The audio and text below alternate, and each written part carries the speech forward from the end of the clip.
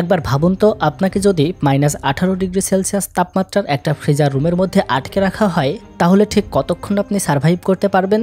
এই প্রচণ্ড ঠান্ডা তাপমাত্রার মধ্যে একটা মেয়ে পুরো 12 ঘন্টা বেঁচে থেকেছে। এরই মধ্যে তাকে সম্মুখীন হতে হয়েছে কত রকম কঠিন পরিস্থিতির তা আপনি ভাবতেও পারবেন না। কিন্তু শুধু চেষ্টা আর সাহসের জোরে সেই প্রচণ্ড ঠান্ডার মধ্যে এত ঘন্টা সার্ভাইভ করেছে। কিন্তু মেয়েটি কিভাবে সেই ফ্রিজার রুমে গেল আর কিভাবেই বা সে এত ঠান্ডার মধ্যে বেঁচে থাকতে পারছিল, আর শেষ পর্যন্ত তাকে কি বাঁচানো গিয়েছিল? এইসব প্রশ্নের উত্তর জানতে হলে আপনাকে দেখতে হবে সম্পূর্ণ মুভিটি। তাহলে চলুন দেখা শুরু করা যাক 2022 সালে মুক্তি পাওয়া বলিউডের অন্যতম সেরা সার্ভাইভাল মুভি মিলি। মুভির শুরুতে দেখানো হয় আমাদের গল্পের লিড ক্যারেক্টার মিলিকে। মিলি বিএসসি নার্সিং গ্রাজুয়েশন শেষ করেছে। সে এখন হায়ার স্টাডির জন্য কানাডা যেতে চায়, আর এই কারণে IELTS এক্সামের প্রিপারেশন নিচ্ছে। মিলি পড়ার সময় পানি খাওয়ার জন্য ফ্রিজ খোলে। তখন একটা পিঁপড়া খাবার খুঁজতে বের হয়েছিল, কিন্তু সেটি ভুল করে ফ্রিজের মধ্যে পড়ে যায়। অনেক চেষ্টা করার পরেও পিঁপড়াটা কিছুক্ষণ কষ্ট করে সেখানে সার্ভাইভ করতে পারলেও শেষ পর্যন্ত সেটা মারা যায়। মুভিটা এই পিঁপড়ার কাহিনীর ওপর বেস করেই বানানো হয়েছে। এবার মূল গল্পে ফেরা যাক। মিলি তার বাবার সাথে থাকে। মিলি আর তার বাবার মধ্যে খুব বন্ধুত্বপূর্ণ সম্পর্ক। মিলির বাবা মিলিকে রোজ সকালে IELTS ক্লাসের জন্য নিয়ে যায়। ক্লাস শেষ করে মিলি তার পার্ট টাইম জবের জন্য চলে যায়, আর এরপর আবার তার বাবা তাকে নিয়ে আসে। আজকের দিনটা সেরকমই একটা দিন ছিল। মিলি সকালবেলা উঠে ক্লাসে চলে যায়। এর আগে 2 বার IELTS এক্সামে সে ফেল করেছে, কিন্তু এবার সে খুব ভালোভাবে প্রিপারেশন নিচ্ছে। ক্লাস শেষ করে বের হওয়ার সময় একটা অটোওয়ালা মিলিকে ডিস্টার্ব করে, কিন্তু মিলি সেদিকে পাত্তা না দিয়ে শপিং মলে ঢোকে। এই মলের একটা রেস্টুরেন্টে মিলি পার্ট টাইম জব করে। এখানে সব কলিগদের সাথেও মিলি খুব ভালো সম্পর্ক বজায় রাখে, কিন্তু এই রেস্টুরেন্টের ম্যানেজার সবসময় সবার উপরে খিটখিটে নজর রাখে। মিলির একজন বয়ফ্রেন্ডও আছে, তার নাম সামির। একবার সামির মারামারি করে হসপিটালে ভর্তি হয়, আর মিলি সেই হসপিটালে ডিউটি করত। সেখান থেকেই তাদের সম্পর্ক শুরু হয়। কিন্তু এখন মিলির সাথে সামিরের ঝগড়া হয়েছে। সামির বারবার কল করছে তাকে, কিন্তু মিলি সেটা কেটে দিচ্ছে। সামির রেস্টুরেন্টের ল্যান্ডলাইনেও ফোন করে, কিন্তু মিলি তাকে ইগনোর করে। রাতে ডিউটি শেষ হওয়ার পর মিলি তার বাবার সাথে মুভি দেখতে যায়। তখন সামির লুকিয়ে লুকিয়ে মিলির সাথে দেখা করে। মিলির বাবা তাদের সম্পর্কের ব্যাপারে জানতো না, তবে এভাবে লুকিয়ে লুকিয়ে তাদের দিন ভালোই কাটছিল। এরই মধ্যে মিলি IELTS এক্সাম শেষ হয়ে যায়, আর এবার সে পাশ করেছে। তাই সে কানাডা যাওয়ার প্রিপারেশন নিতে থাকে। কিন্তু মিলির বিদেশ যাওয়াতে মিলির বাবা বা সামির কেউই খুশি ছিল না। তবুও তারা মিলির খুশির জন্য রাজি হয়ে যায়। মিলির বাবার সবচেয়ে খারাপ অভ্যাস ছিল অতিরিক্ত সিগারেট খাওয়া। মিলি তার বাবাকে অনেকবার নিষেধ করেছে, কিন্তু সে কিছুতেই সিগারেটের নেশা ছাড়তেই পারছে না। এরপর মিলি এসে তার বাবাকে মিলির মাথায় হাত দিয়ে প্রতিজ্ঞা করতে বলে যে সে আর সিগারেট খাবে না। মিলি তার বাবার থেকে দিয়াশলাই আর সব সিগারেট নিয়ে নেয়। পরের দিন মিলি তার কাজে ফিরে যায়। তখন সামির কল দিয়ে জানায় যে তার জবটা হয়ে গিয়েছে, কিন্তু সামিরকে কাল দিল্লি চলে যেতে হবে। এটা শুনে মিলি ঠিক করে সামির দিল্লি চলে যাওয়ার আগে আজ রাতে তারা দুজনে দেখা করবে। কিন্তু মিলির কথা শুনে সামির একটু টেনশনে পড়ে যায়, কারণ সে এতক্ষণ তার বন্ধুদের সাথে ড্রিঙ্ক করেছে। কিন্তু তারপরও সুইংগাম খেয়ে সে মুখের স্মেল দূর করে এবং মিলির সাথে দেখা করতে যায়। অনেকক্ষণ ঘোরাঘুরির পর সামির মিলিকে নিয়ে বাড়ি ফিরতে যাচ্ছিল, কিন্তু হেলমেট না থাকায় রাস্তায় পুলিশ তাদেরকে আটকে দেয়। এরপর সামিরের সাথে মিলিকে দেখে তারা উল্টাপাল্টা কথা বলতে থাকে। এরপর পুলিশ সামিরকে ড্রিঙ্কিং টেস্ট করে দেখতে পায় যে সামির ড্রিঙ্ক করে বাইক চালাচ্ছিল। তাই পুলিশ সামিরকে ড্রাগ এবং ড্রাইভিং কেসের জন্য অ্যারেস্ট করে। মিলিকেও পুলিশ স্টেশনে নিয়ে যাওয়া হয়। পুলিশ মিলির বাবাকে ফোন করে পুলিশ স্টেশনে আসতে বলে। মিলির বাবা আসার পর পুলিশ অফিসার তাকে মিলি আর সামিরের ব্যাপারে বলে দেয়। এতে মিলির বাবা অনেক কষ্ট পায়। সে মিলিকে পুলিশ স্টেশন থেকে ছাড়িয়ে তো নিয়ে আসে, কিন্তু বাড়িতে আসার পর মিলির সাথে আর কোনো কথা বলে না। মিলিও সবকিছু নিয়ে অনেক আপসেট হয়ে পড়ে। মিলির বাবা এতদিন মিলির কানাডা যাওয়ার বিপক্ষে ছিল, কিন্তু এখন সে তাড়াতাড়ি টিকিট বুক করার ব্যবস্থা করেছে। মিলি তার বাবার সাথে কথা বলার চেষ্টা করে, কিন্তু তার বাবা কোনো কথাই শুনছিল না। এরপর মিলি কাজ করতে রেস্টুরেন্টে চলে যায়, কিন্তু রেস্টুরেন্টে যাওয়ার পর ম্যানেজার তার উপর বকাবকি শুরু করে। মিলি আগের দিন সামিরের সাথে দেখা করার জন্য আগেই রেস্টুরেন্ট থেকে বেরিয়ে গিয়েছিল। তখন খাবারগুলো ফ্রিজিং রুমে রাখা হয়নি। এতে অনেক খাবার নষ্ট হয়ে যায়। তাই ম্যানেজার মিলির ওপর চিৎকার চেঁচামেচি করে। অন্যদিকে সামির কন্টিনিউয়াসলি মিলিকে কল করে যায়, কিন্তু মিলি ফোন রিসিভ করতে পারে না। লাঞ্চের সময়ও ম্যানেজার মিলিকে এসে বলে বাইরে কাস্টমারের লাইন লেগে আছে, আর তুমি কাস্টমারের ওখানে অ্যাটেন্ড না করে এখানে খেতে বসেছো। এতে মিলির মন আরও খারাপ হয়ে যায়। মিলি খাবার ডাস্টবিনে ফেলে দিয়ে আবার কাজ শুরু করে। কিছুক্ষণ পর সামির রেস্টুরেন্টে চলে আসে। সামির মিলির সাথে কথা বলার জন্য বারবার রিকোয়েস্ট করে, কিন্তু মিলি কোনো কথাই বলতে চায় না। সামির বলে আজ রাতেই আমি দিল্লি চলে যাব, তার আগে প্লিজ তুমি 2 মিনিট অন্তত কথা বলো। এর মধ্যে ম্যানেজার সেখানে আসে আর মিলিকে বলে তুমি তোমার পার্সোনাল ব্যাপার নিয়ে এখানে কেন কথা বলছো? দেখছো না কাস্টমার লাইন ধরে আছে? যা বলার বাহিরে গিয়ে বলো। এইসব শুনে সামির ম্যানেজারের উপর অনেক রেগে যায় আর খাবার অর্ডার দিয়ে টেবিলে গিয়ে বসে। মিলিও তখন সামিরের সাথে কথা বলে না, সে অন্য একজনকে দিয়ে সামিরের টেবিলে খাবার পাঠায়। এতে সামিরও রেগে রেস্টুরেন্ট থেকে বেরিয়ে যায়। মিলি রাত 12টা পর্যন্ত রেস্টুরেন্টে বসেছিল। সে তার বাবাকে ফোন করে, কিন্তু তার বাবা কল রিসিভ করে না। বাবাকে ফেস করার ভয়ে মিলি বুঝতে পারে না কিভাবে সে বাড়িতে যাবে। একে একে রেস্টুরেন্টের সব ওয়ার্কার বাড়িতে চলে যেতে থাকে। লাস্ট 2 জন এমপ্লয়ি যখন বাড়িতে যাচ্ছিল তখন ম্যানেজার তাদেরকে আটকে দেয়। তাদেরকে কিছু বক্স দিয়ে বলে এগুলো ফ্রিজার রুমে রেখে তারপর যাও। ছেলে দুটি বক্স নিয়ে ফ্রিজার রুমের দিকেই যাচ্ছিল, আর তখন মিলিও পাঞ্চ আউট করে বেরিয়ে যাচ্ছিল। ছেলে দুটি মিলিকে বক্সগুলো ফ্রিজার রুমে রেখে আসার জন্য রিকোয়েস্ট করে। মিলি প্রথমে যেতে চায় না। ওরা বলে আমাদের প্রোগ্রাম আছে, এগুলো রেখে আসতে গেলে অনেক লেট হয়ে যাবে, আর না রাখলে ম্যানেজার আমাদেরকে যেতে দিবে না। তুমি প্লিজ আমাদের জন্য একটু এই কাজটা করে দাও না। এরপর মিলি বক্সগুলো নিয়ে ফ্রিজার রুমে যায়, আর ছেলে দুটো ম্যানেজারকে বলে তারা বক্স রেখে এসেছে। এরপর তারা বাড়িতে চলে যায়। ম্যানেজার ভিতরে গিয়ে দেখতে পায় ফ্রিজার রুমের দরজাটা খোলা। সে ভাবে ছেলে দুটো হয়তো তাড়াহুড়ার কারণে রুম লক করেনি। অন্যদিকে মিলি তখন বক্স উপরে রাখতে যায়, আর তখন তার হাত থেকে বক্সটা নিচে পড়ে যায়, আর এমন অবস্থায় ম্যানেজারও দরজা লক করে দেয়।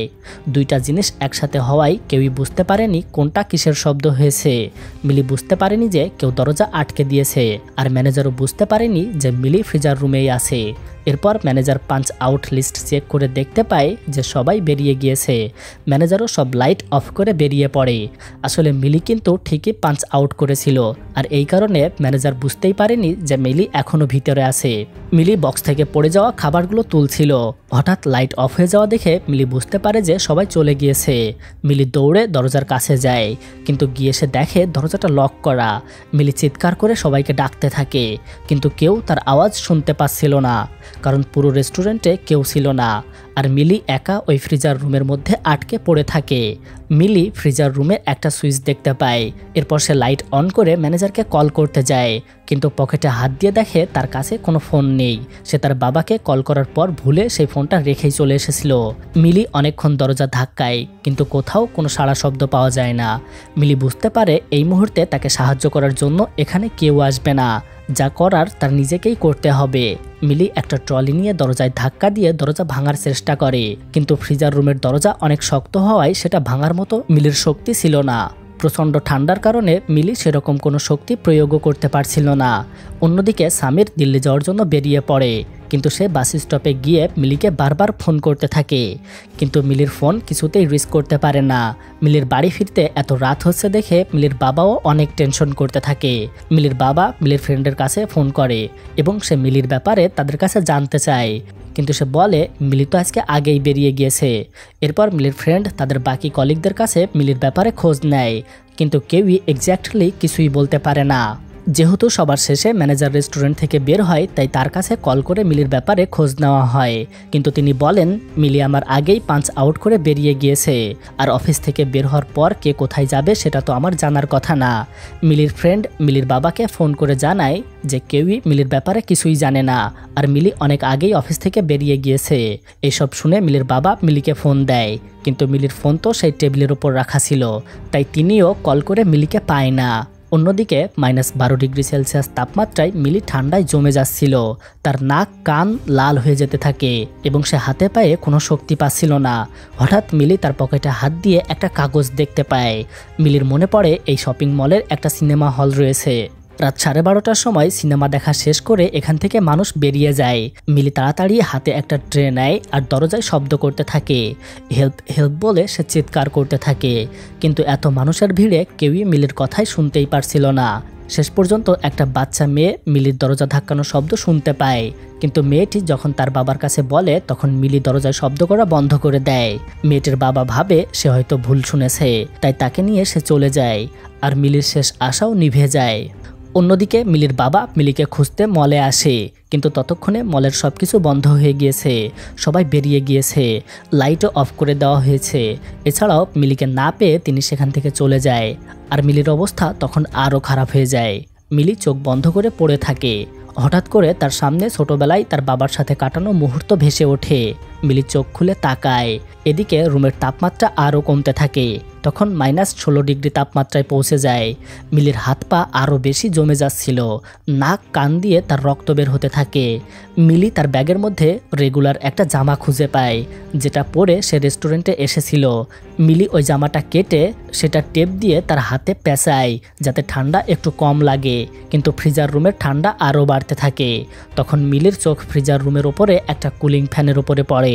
মিলি ভাবে এই ফ্যানটা কোনোভাবে বন্ধ করা গেলে হয়তো আরও কিছুক্ষণ এখানে সারভাইভ করতে পারবে। মিলি উঠে একটা খাবারের বক্স খোলে, এরপর সেই বক্সের পেপার নিয়ে টেপ দিয়ে ফ্যানের সামনে আটকে দেয়, কিন্তু ফ্যানের প্রচণ্ড বাতাসের কারণে ওটা বারবার পড়ে যায়। মিলি শেষ পর্যন্ত নিচে নেমে পড়ে, কিন্তু তখন তার উপর একটা বাক্স রাখার স্ট্যান্ড পড়ে। মিলির প্রচণ্ড ব্যথায় বাবা বলে চিৎকার করে ওঠে। মিলির পা ওই স্ট্যান্ডের নিচে চাপা পড়ে যায়। এমনিতেই মিলির শরীরের অবস্থা খুব খারাপ ছিল, তার উপরে এই ব্যথায় মিলির প্রাণ বেরিয়ে যাওয়ার মতো অবস্থা হচ্ছিল। অন্যদিকে মিলির বাবা পুলিশ স্টেশনে মিসিং রিপোর্ট করাতে যায়।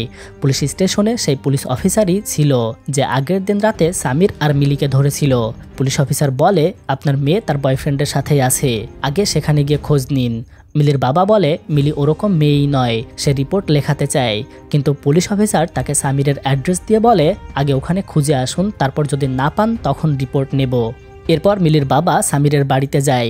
সামিরের মা বলে সামিরের দিল্লিতে জব হয়েছে, ও আজ রাতেই দিল্লির জন্য বেরিয়েছে। অন্যদিকে মিলি স্ট্যান্ডের মধ্যে থেকে অনেক কষ্টে তার পা বের করে। মিলি ব্যথায় পা নাড়াতে পারছিল না। মিলি যেহেতু নার্স ছিল তাই অনেক কষ্টে সে নিজের পা ঢিল করে। এরই মধ্যে ওখানে একটা ইঁদুর ছুটে আসে। মিলি ইঁদুরটাকে দেখে ভয়ে চিৎকার করে এক কোনায় গিয়ে বসে পড়ে। ইঁদুরটা আবারও তার দিকে আসে। মিলির আর যাওয়ার কোনো জায়গায় ছিল না, পায়ের ব্যথায় সে হাঁটতেও পারছিল না। মিলি এক কোনায় চুপ করে বসে থাকে। ইঁদুরটি মিলির পায়ের কাছে এসে কিছুটা উষ্ণতা খোঁজার চেষ্টা করে। মিলি বুঝতে পারে ঠান্ডায় তার যেমন কষ্ট হচ্ছে ইঁদুরটিরও সেই রকমই কষ্ট হচ্ছে। ইঁদুরটিও তার মতো একটু গরম আশ্রয় খুঁজছে। মিলি ইঁদুরটাকে হাত দিয়ে আগলে রাখে। অন্যদিকে মিলির বাবা সামিরকে ফোন করে। মিলির ফ্রেন্ডও সেখানে আসে। কিছুক্ষণ পর সামিরও চলে আসে। সামিরকে দেখে মিলির বাবা তার কলার ধরে জানতে চায় আমার মেয়ে কোথায়। সামির বলে আমি কিছুই জানি না, কিন্তু মিলির বাবা বিশ্বাসই করে না। তাকে অনেক কষ্টে শান্ত করে মিলির ফ্রেন্ড সামিরের সাথে কথা বলে। সামির তখন বলে আমি কিভাবে জানবো যে মিলি কোথায়? মিলি তো আমার সাথে কথাই বলেনি, ওকে বারবার কল করেও পাচ্ছিলাম না। মা আমাকে কিছুক্ষণ আগে ফোন করে সব কিছু জানায়, তাই আমি এখানে চলে এসেছি। মিলির ফ্রেন্ড মিলির বাবাকে বলে যে সামির আসলেই কিছু জানে না, কিন্তু মিলির বাবা সামিরের কথা কোনোভাবেই বিশ্বাস করে না। সে সামিরকে নিয়ে পুলিশ স্টেশনে যায়। তারা পুলিশ স্টেশনে গিয়ে দেখতে পায় পুলিশ অফিসার সেখানে নেই। কনস্টেবল অফিসারকে ফোন দেয়, কিন্তু সে মিলির কেসটা কোনোভাবেই গুরুত্ব দেয় না। অফিসার বলে আরও 1 ঘন্টা পরে আসবে। মিলির বাবা তাকে অনেক রিকোয়েস্ট করে, কিন্তু কিছুতেই কোনো কাজ হয় না। কনস্টেবল তাদের বলে এই অফিসার এরকম স্বভাবেরই, আপনারা বরং 1 ঘন্টা পরেই আসুন, আর ততক্ষণে মিলির যত ফ্রেন্ড আছে তাদের বাড়িতে খুঁজে দেখুন। এসব শুনে মিলির বাবা সেখান থেকে চলে যায়। অন্যদিকে মিলির বেঁচে থাকা অনেক কষ্টকর হয়ে যাচ্ছিল। মিলি সারাদিন কিছুই খায়নি, তাই এখন খিদে আর এই প্রচণ্ড ঠান্ডায় সে অস্থির হয়ে ওঠে। মিলি তার পায়ের সাথে একটা ছোট রড বাঁধে যাতে ভাঙা পা নিয়ে সে উঠে দাঁড়াতে পারে। এরপর বক্স খুলে খাবার খুঁজতে থাকে, কিন্তু খাওয়ার উপযোগী সে কিছুই পায় না। মিলি দেখতে পায় ওই ইঁদুরটি একটা ছোট্ট বক্স খোলার চেষ্টা করছে। মিলি ওই বক্সটা খুলে একটা চকলেট পায়। এরপর চকলেটের কিছুটা নিজে খায় আর কিছুটা ওই ইঁদুরটাকে খাওয়ায়। এরপর সে একটা লোহার রড উঠিয়ে আবারও ফ্যানটা বন্ধ করতে যায়, কিন্তু মিলির হাত থেকে রড ছিটকে পড়ে আর এবার সে আবারও হাতে ব্যথা পায়। অন্যদিকে মিলির বাবা সব জায়গায় মিলিকে খোঁজে, কিন্তু কোথাও মিলির কোনো হদিস পাওয়া যায় না। মিলির বাবা শেষে সামিরের কাছে এসে বলে, আমি সব জায়গায় মিলিকে খুঁজেছি, কিন্তু ও কোথাও নেই। দেখো, তুমি যদি ওকে বিয়ে করতে চাও তো আমার কোনো বাধা নেই, আমি রাজি আছি, কিন্তু প্লিজ বলে দাও আমার মেয়েটা কোথায় আছে। সামির বলে, আঙ্কেল, আমি জানি আপনি আমার ব্যাপারে কি ভাবেন, কিন্তু আমি এতটা খারাপ মানুষ নই। আমি মিলিকে প্রচণ্ড ভালোবাসি এবং ওকে বিয়ে করতে চাই, কিন্তু এতটুকু জানি যে ও আপনার মতের বিরুদ্ধে গিয়ে কখনো আমাকে বিয়ে করবে না। আমার কাছে জব ছিল না, তাই মিলি আমাকে আপনার সাথে দেখা করায়নি, না হলে আজ আমাদের এভাবে কথা বলতে হতো না। মিলির বাবা এবার সামিরের কথা বিশ্বাস করে। এর মধ্যে সামিরের কিছু বন্ধু সেখানে আসে। সামির তাদেরকেও মিলিকে খুঁজতে বলেছিল, কিন্তু কেউ মিলির কোনো খোঁজই পায় না। কিছুক্ষণ পর পুলিশ স্টেশন থেকে ফোন আসে। এরপর তারা আবারও থানায় যায়। অন্যদিকে মিলি তার ব্যাগে খুঁজতে থাকে যে কিছু পাওয়া যায় কিনা। মিলি তার ব্যাগের মধ্যে একটা সিগারেটের প্যাকেট আর একটা লাইটার পায়, যেটা সে তার বাবার কাছ থেকে নিয়ে রেখে দিয়েছিল। মিলি লাইটারটা জ্বালিয়ে হাত পায়ে তাপ দিতে থাকে, কিন্তু এত ঠান্ডায় লাইটারও বেশিক্ষণ জ্বলছিল না, তাই সে কিছু কাগজ জ্বালিয়ে আগুন পোহায়। কিন্তু এই বন্ধ ঘরে আগুন জ্বালানোর কারণে ধোঁয়ায় রুম ভরে যায়। মিলির তখন কাশি উঠতে থাকে, তাই সে আগুনটা নিভিয়ে দেয়। এরপর কয়েকটা বক্স একসাথে করে একটা বড় বক্স তৈরি করে আর সেখানে ঢুকে লাইটার জ্বালিয়ে সে কিছুটা তাপ নেয়। অন্যদিকে মিলির বাবা আর সামির আবারও পুলিশ স্টেশনে যায়, কিন্তু এবারেও পুলিশ অফিসার তাদের কথায় খুব একটা গুরুত্ব দেয় না। পুলিশ অফিসার তাদেরকে বলে, এত রাতে এখন ওকে কোথায় খুঁজবো? সামির বলে, মিলি রোজ রাতে কাজ শেষ হওয়ার পরে মন্দিরে যেত। মন্দিরে খোঁজ নিয়ে জানা যায় যে মিলি আজ মন্দিরে যায়নি, তার মানে মল আর মন্দিরের মাঝেই কোনো একটা ঘটনা ঘটেছে। আমরা যদি মিলির লাস্ট লোকেশন ট্র্যাক করি তাহলে হয়তো কোনো ক্লু পাওয়া যাবে। কিন্তু সামিরের কথা শুনে পুলিশ অফিসার উল্টো সামিরকে দোষ দিতে থাকে। সে সামিরকে মেরে জানতে চায় মিলিকে কোথায় সে লুকিয়ে রেখেছে। সে মিলির ব্যাপারেও উল্টাপাল্টা কথা বলতে থাকে। এতে মিলির বাবা আর পুলিশ অফিসারের মধ্যে হাতাহাতি শুরু হয়। তখন সিনিয়র অফিসার থানায় আসে, আর এইসব কি হচ্ছে সে জানতে চায়। মিলির বাবা মিলির নিখোঁজ হওয়ার ব্যাপারে সবকিছু বলে। 4 ঘন্টা ধরে মিলি মিসিং। 3বার থানায় চক্কর কাটার পরেও এই অফিসার তাদেরকে কিরকম হয়রানি করেছে সে সবকিছু তাকে জানায়। সামির ফোন ট্র্যাক করার কথা বলার পর সে তাকে মারতে শুরু করেছে। এই সব কিছু শুনে সিনিয়র ইন্সপেক্টর ওই অফিসারকে বলে, 4 ঘন্টা হয়ে গিয়েছে, তুমি এত সময় কি করছো? এটা কি তোমার ডিউটি? তাড়াতাড়ি সাইবার সিকিউরিটি অফিসে ফোন করো আর লোকেশন ট্র্যাক করে আমাকে জানাও। ইন্সপেক্টর মিলির বাবার কাছে ডিটেলস জানতে চায়। তিনি সবকিছু খুলে বলেন। এরপর ইন্সপেক্টর মিলির রেস্টুরেন্টের ম্যানেজারের কাছে কল করে মিলির ব্যাপারে জানতে চায়। ম্যানেজার বলে, মিলি আগেই পাঞ্চ আউট করে বেরিয়ে গেছে। ইন্সপেক্টর পাঞ্চ আউট লিস্ট চায়। ম্যানেজারটা তখন তাকে লিস্টটা পাঠায়।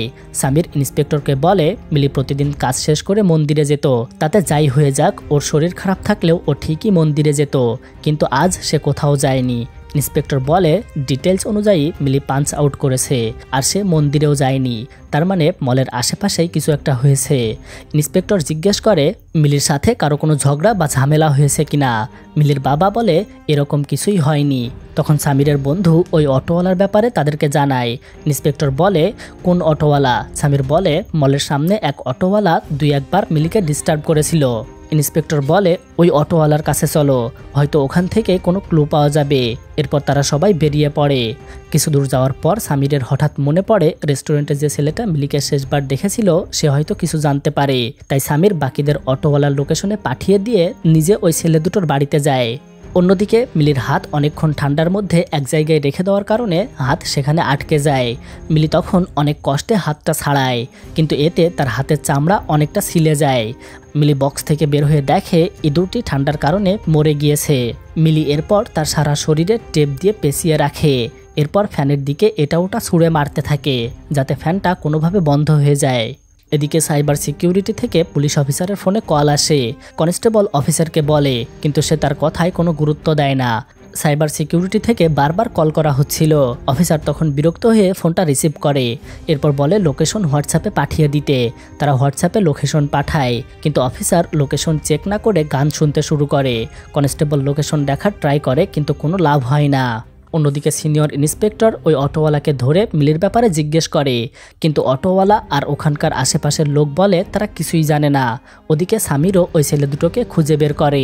এরপর তাদেরকে ধরে মারে আর জানতে চায় মিলি কোথায়। ওরা বলে দেয় যে মিলিকে ফ্রিজার রুমে বক্স রাখতে বলেছিল। সামির তখন বুঝে যায় যে মিলি ফ্রিজার রুমেই আছে। সামির তার বন্ধুকে কল দিয়ে বলে সিনিয়র ইন্সপেক্টরকে বলো রেস্টুরেন্টের ফ্রিজার রুমে খুঁজে দেখতে। কিন্তু সামিরের বন্ধু পুরো কথা শোনার আগেই সামিরের ফোনের ব্যাটারি শেষ হয়ে যায়।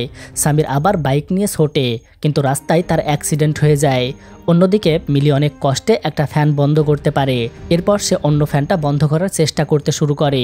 আর মলের বাইরে দাঁড়িয়েছিল মিলির বাবা আর ইন্সপেক্টর সিসিটিভি ফুটেজ কালেক্ট করতে বের হয়। অন্যদিকে সেই পুলিশ স্টেশনে কনস্টেবল অফিসারকে বলে অনেক সময় তো হলো স্যার, এবার অন্তত লোকেশনটা পাঠিয়ে দিন। অফিসার বলে ওই সিনিয়র এসে আমাকে কথা শুনিয়েছে না, এবার পারলে লোকেশন ছাড়া ওই মেয়েকে খুঁজে বের করুক। কনস্টেবল ওখান থেকে উঠে ইন্সপেক্টরকে কল করতে চায়, কিন্তু ওই পুলিশ অফিসার তাও করতে দেয় না। এতক্ষণের এসব ঘটনা লকআপে থাকা একজন কয়েদি সবকিছুই শুনছিল, তাই সে এবার উঠে আরেকজনকে মারতে থাকে। পুলিশ অফিসার তাদের এই ঝামেলা মেটাতে যায়, আর এই সুযোগে কনস্টেবল ইন্সপেক্টরকে লোকেশনটা বলে দেয়। ইন্সপেক্টর লোকেশন অনুযায়ী সেখানে চলে যায়। সামিরেরও অ্যাক্সিডেন্টের পর জ্ঞান ফিরে আসে, সেও তাড়াতাড়ি মলে যাওয়ার জন্য বেরিয়ে পড়ে।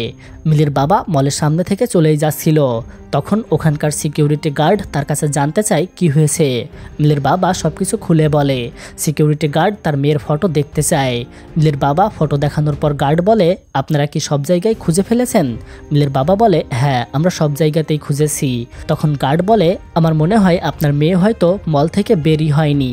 এরই মধ্যে সেখানে পুলিশ ইন্সপেক্টর চলে আসে। এরপর তারা সবাই মলের ভিতরে ঢুকে মিলিকে সব জায়গায় খুঁজতে থাকে, কিন্তু মিলিকে কোথাও পাওয়া যাচ্ছিল না। অন্যদিকে মিলির অবস্থা মৃতপ্রায়, তার চোখের পাপড়িতেও বরফ বিন্দু বিন্দু জমে গিয়েছিল। মিলি তখনও সারভাইভ করার চেষ্টা চালিয়ে যাচ্ছিল। মিলি তার মাথায় হাত দিয়ে একটা ক্লিপ খুঁজে পায়, সেটা দিয়ে একটা জানালার স্ক্রু খোলে। এরপর সেখান থেকে একটা ট্রে ফেলে, অনেক কষ্টে সেটা শেষ পর্যন্ত নিচে পড়ে। মিলির বাবা তখন সেখান থেকেই যাচ্ছিল, তখন সে ট্রেটা দেখে বুঝতে পারে মিলি হয়তো ওখানেই আছে। এর মধ্যে সামিরে চলে আসে, তারা দুজন দৌড়ে ফ্রিজার রুমের দিকে যায়। মিলি ভাবতে থাকে এটাই হয়তো তার জীবনের শেষ মুহূর্ত। মিলির চোখের সামনে ভেসে ওঠে ছোটবেলায় তার বাবার সাথে কাটানো সুন্দর মুহূর্তগুলো, তার ভালোবাসার মানুষ সামিরের সাথে কাটানো সুন্দর সময়গুলোর কথা। মিলি চোখ বন্ধ করে সবকিছুই ভাবতে থাকে। এরপর সবাই মিলে ফ্রিজার রুমে আসে। সবাই মিলিকে ওই অবস্থায় দেখে ভাবে মিলি হয়তো মারা গিয়েছে। মিলির বাবা মিলিকে জড়িয়ে ধরে কাঁদতে থাকে।